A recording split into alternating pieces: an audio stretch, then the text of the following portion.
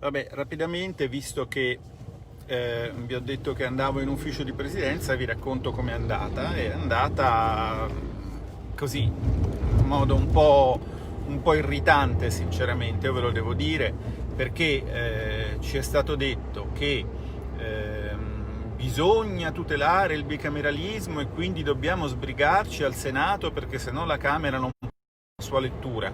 Vabbè. Che bisogna sbrigarci perché altrimenti poi gli uffici saranno molto occupati perché c'è il Covid e perché c'è la legge di bilancio. Vabbè.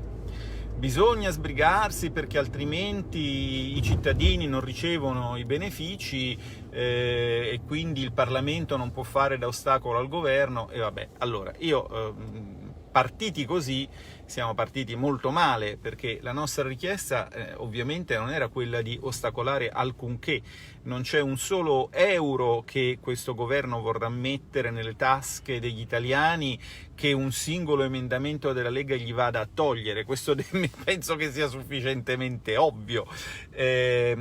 Allora io, diciamo così, ho contestato questo approccio dicendo che, punto primo, il signor Ministro dell'Economia e delle Finanze ha detto a Repubblica che fra oggi e domani arriverà 1 miliardo direttamente nei conti correnti di 211.000 imprese, il che significa che quindi il Parlamento non è di ostacolo all'azione del governo, visto che il governo può spendere miliardi in virtù del fatto che ha fatto un decreto legge che produce immediatamente effetti. Il decreto legge è legge nel momento in cui va in gazzetta. Quindi questa storia non aveva alcun senso, non era un motivo per mettere fretta per non farci leggere che cosa avessero scritto.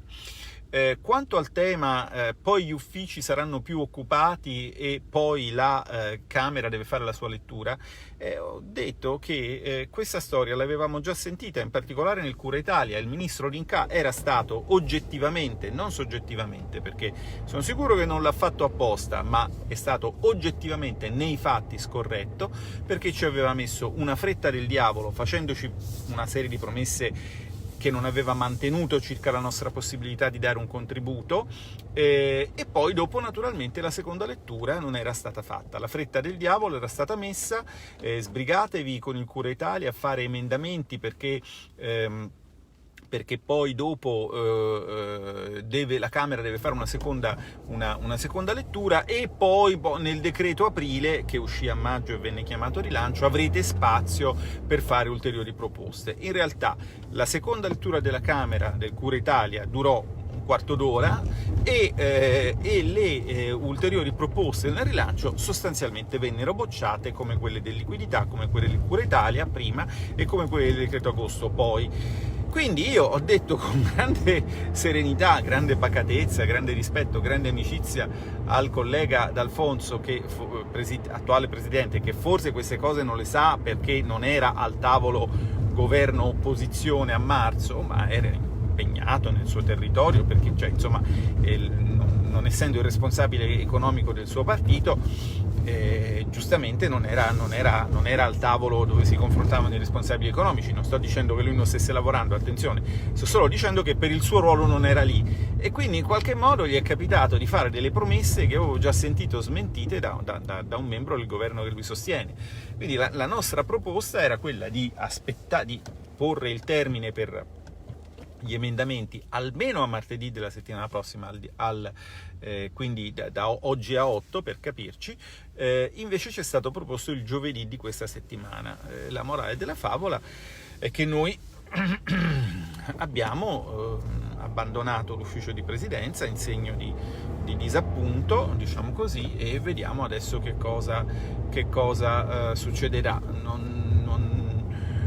Non è un gesto di ostilità verso le persone, non è un gesto che toglie un euro dalla tasca di nessun cittadino, è un gesto che testimonia nostro disappunto e la nostra protesta verso chi non ci consente di mettere altri euro nelle tasche dei cittadini, o di assicurarci che questi euro vadano nelle tasche giuste, che non si continuino a commettere iniquità assurde e devo dire anche un po' dadaiste, come andare a calcolare il danno subito dagli imprenditori confrontando il fatturato del mese di aprile. Allora forse sarebbe stato più, come dire, più coerente con la ratio legis prendere come punto di riferimento forse il 1° di aprile. Confrontiamo i fatturati del 1° di aprile, così avremmo potuto chiamarlo decreto pesce d'aprile anziché ristori, e si sarebbe capito che stiamo scherzando. Invece questi fanno sul serio. Fanno sul serio anche con una determinazione francamente un pochino antipatica, perché capisco, ammantata di un mellifluo spirito di cooperazione. Poi adesso a me dispiace, perché onestamente io, per carità, le persone con cui mi devo relazionare adesso, al giro precedente parlavo di quello di Cura Italia, poi 2 li ho saltati perché sono andati alla Camera, sono stati lavorati alla Camera. Al giro precedente, quello di Cura Italia, io mi relazionavo con persone di governo, non con persone di Parlamento, di maggioranza di Parlamento, con persone di governo. Quindi quelli con cui mi relaziono adesso, con cui è nata anche, come dire, una consuetudine, non voglio dire un'amicizia, però insomma non c'è un'ostilità preconcetta, si cerca di avere dei rapporti, come dire, cordiali, visto che si deve lavorare insieme. E non è neanche colpa loro se si trovano a dirmi delle cose che io già so che sono delle balle e magari loro non lo sanno, quindi non sto dicendo che siano in cattiva fede, ma quindi non so se vi ho chiarito, però come volete che reagisca uno? Cioè, ovviamente la prima volta, come si dice a Roma, me poi coglionà, la seconda è un po' difficile. La morale della favola è che questa sera possono essere felici i qualcosisti, faremo qualcosa. La prima cosa che abbiamo fatto è stato uscire dall'ufficio di presidenza e domani faremo tante altre cose. Io avrei preferito non far felici i qualcosisti, ma nel silenzio, con calma, con discrezione, lavorare sui testi e portare avanti delle battaglie politiche, coinvolgendo necessariamente anche la maggioranza. Ma la maggioranza non vuole lasciarsi coinvolgere, quindi perché usarle questa inutile violenza? Se loro la vedono così, amen, amen.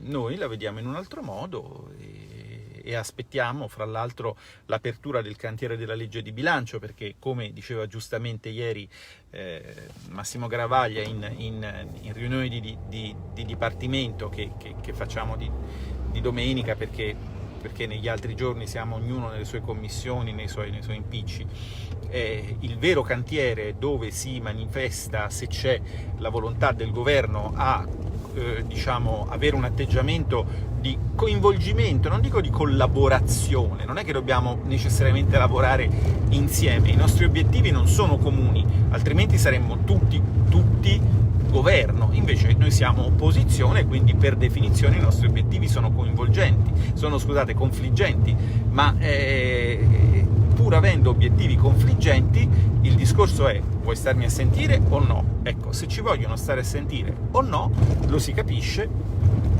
nel cantiere più importante, che è quello della legge di bilancio. I lettori di Stendhal e soprattutto delle note ai lavori di Stendhal sanno benissimo quanto Stendhal insisteva su questo dato fondamentale, che i regimi parlamentari, che a quel tempo erano le monarchie costituzionali, nascono proprio perché la borghesia pretendeva, pensate un po', di votare una legge di bilancio. E questo succedeva all'inizio dell'Ottocento. Adesso vediamo se al tempo di Giuseppe I o di, come lo chiamo io, Carlo Giuseppi, perché è un po' tentennante, ci siamo dimenticati questo principio. Vediamo se nello statuto giuseppino l'idea che ci sia una legge di bilancio da portare in Parlamento è concepita o no. Ecco, che cosa vi devo dire? È tutto bellissimo. Nel frattempo abbiamo altre 5 zone rosse e abbiamo gli amici che girano a filmare ospedali vuoti, e io ho delle informazioni diverse, ma insomma non entriamo anche in questo dibattito, che a me di guerra e di religione me ne basta una e già sapete qual è. Per il resto, diciamo così, come si dice, la prudenza non è mai troppa, quindi riguardatevi, arriva l'inverno, e d'inverno, diciamo così, noi che siamo abitanti di questo meraviglioso paese, dal clima stupendo, e dove sarebbe tanto bello vivere se la gente avesse un po' di cervello, quando arriva l'inverno siamo più soggetti a prenderci dei malanni. Quindi auguro a tutti voi una buona salute e una buona serata.